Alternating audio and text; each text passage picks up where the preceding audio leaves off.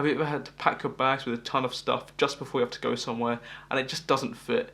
And your mum's telling you that you have 5 minutes left, but if you took your time and methodically folded and packed your bags, you'll be done in time to leave. That's exactly the same with cramming. So stop reading over the first chapter of the textbook 5 times and panicking that your exams are in 2 days, and actually slow down and cram methodically. Hey guys, my name is Harry and I'm a first year Neuroscience student studying in London, and today we're going to go over how to cram for exams. The worst thing you can do is just read a textbook, because you don't have time and hardly any of this will actually go into your head. And maybe, yeah, sure, some might go in, but it's really not effective at all. And another technique that I find to be really bad is just writing notes, because you don't have enough time to write notes. And sure, you might remember some, but it's not worth the exchange of time for that little bit of information, especially because you're typing, or even worse, handwriting these notes.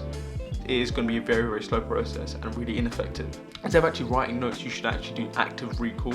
So this could be using flashcards or question banks. And if you don't have any flashcards, you can find them online if you're doing GCSE or A-level. But if you're in university, it might be a bit more difficult to source these specific flashcards for your course in your university.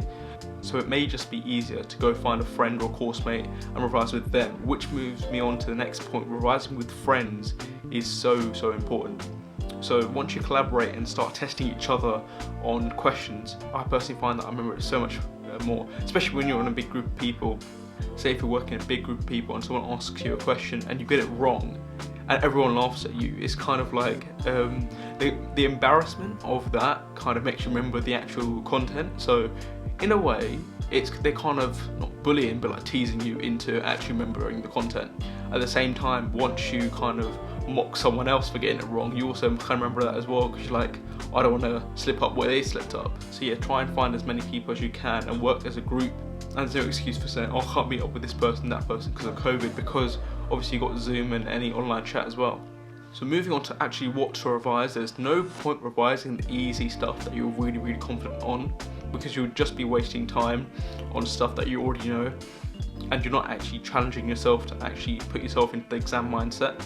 So instead, work on the topics that you aren't as confident on to build them up to the same level as your most confident topics. Another revision technique that's highly recommended, even if you're not cramming, is the Feynman Technique. That is basically where you break down the content into easy points that you can teach to a child, essentially. So you break it down to the basics. So not only do you revise, you also have a deep understanding of what the actual content is. At the same time, you can also figure out your knowledge gaps and go over those points as well. And that's why it's so important to work with friends, so then they can identify these knowledge gaps and that will help you as well. This is the worst case scenario when you've got like 2-3 days before your exam, but never ever let it get to that point. Yeah, so that was how to cram for exams. Click here if you want to see how to be more motivated to study.